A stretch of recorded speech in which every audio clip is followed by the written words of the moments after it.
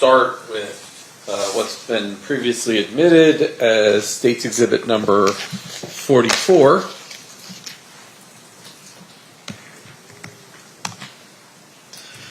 Now, as long as you don't click that mouse, there should be a nice little arrow that comes up and you can point to it.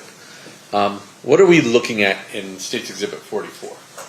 In the background is a green body bag, and the way that we sealed the body bag to preserve the body as evidence is we put this little blue tag through the eyelets of the zippers as they come together to demonstrate that the body was received, placed into that sealed body bag, and then received in the office with that seal intact at that time. Similarly, we also attached onto that area what will become the toe tag, the identifying marker for that particular body, that particular individual. And if I zoom in on that,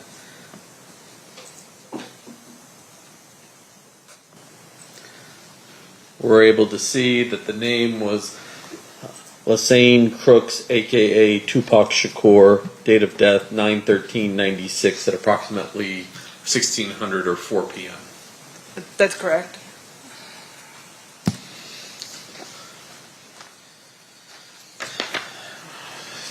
$45. What are we looking at, Doctor?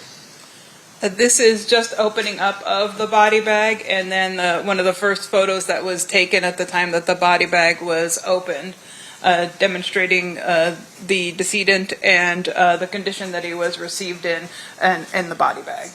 And from reviewing the medical records that were part of the coroner's office file, did it appear that Mr. Shakur had survived his wounds for some period of time? Yes. And a lot of what we see on these photographs are evidence of medical intervention? That's correct.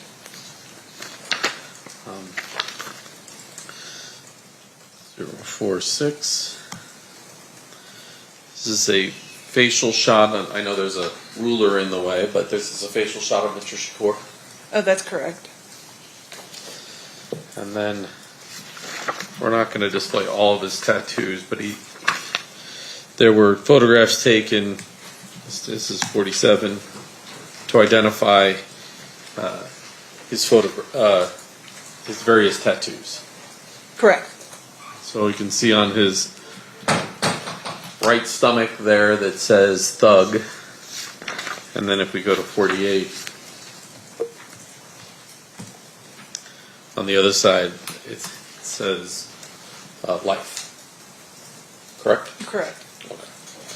So now I want to get to his injuries.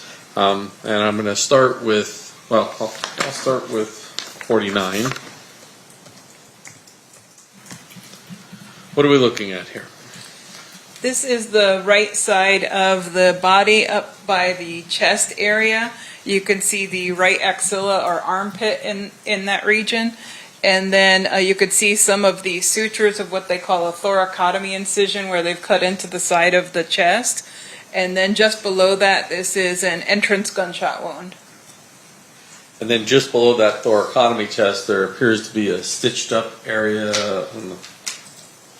I can move my mouse too, right there. What is that? That's a sutured chest tube site. So he had a tube there to help drain some of what was going on in his body. Correct. And in the previous one that had all the medical intervention, you could see from the left side there was a similar chest tube on that left side. From your review, were you able to determine sort of the path of this particular bullet? Yes. And what was that? It entered here in the right lateral aspect of the chest, just below the axilla, the armpit, and then went across the right chest space, went across the right lung, and then ended up coming to rest in what we call the sternal notch. The sternal notch is a location just between where your collarbones kind of meet up towards the center of your chest. So just beneath that, the projectile was recovered. The nature of that type of wound, what did it physically do to him, his ability to breathe and those types of things? The injury to the lung would have collapsed the lung and also caused the lung to bleed. And so it was documented within the medical records that he had about 2 liters of blood in his chest cavity when they put in the chest tube to try to save him. And similarly, they ended up removing that lung to try to save him and kind of clamp off the bleeding. And then he already had multiple episodes of not becoming responsive, so he wasn't able to breathe. He was bleeding out in that area from that injury. Additionally, I guess I should have asked this when I was back on some of the prior pictures. We're going to see a lot of pictures, or we have seen some pictures of Mr. Shakur while he's alive. We're going to see some video of him alive. He certainly looks a lot skinnier in those pictures than he does in these pictures. Is there a reason why he's so bloated in these photographs? After they've been on the life support system, you end up not being able to circulate the fluid in the body that they're trying to give you, and so it kind of seeps into the tissues, and it makes your tissues look kind of bloated and literally bloated. I'm going to move on to his next wound, State's Exhibit number 51. What are we looking at here? This is the right lateral aspect of his body, so his right flank and his lateral aspect of his right thigh. And then his back side of his right hand is also within this picture. The ruler, though, is identifying what? The ruler is around the right lateral aspect of his thigh, so the right thigh on the lateral side. And what is that? And that's an entrance gunshot wound. And can you tell me the path that bullet took? Yes. And go ahead. That bullet entered in the lateral aspect of the right thigh and then went upwards into the abdomen and damaged his intestines. They ended up operating there and removed a portion of his intestines, and then during that surgery they recovered another projectile. State's Exhibit number 52, and you can see it in 51, but now the ruler is on, oops, try that again. Now the ruler is on that lower mark. Describe that for us. This is like the lateral aspect of his body, or his right flank. And this wound does not penetrate into the body, but it kind of causes this deeper abrasion in this area. So this could be from like a spent projectile that might have hit something else and then hit his body, so it lost its momentum to be able to penetrate into his body further. So it kind of hit this area and created this wound on the side of his body. Were there evidence within the medical records that Mr. Shakur had received bullet wounds sometime prior to the injuries that caused his death? He had some scars in other areas of his body that were suggestive of that. State's Exhibit number 53.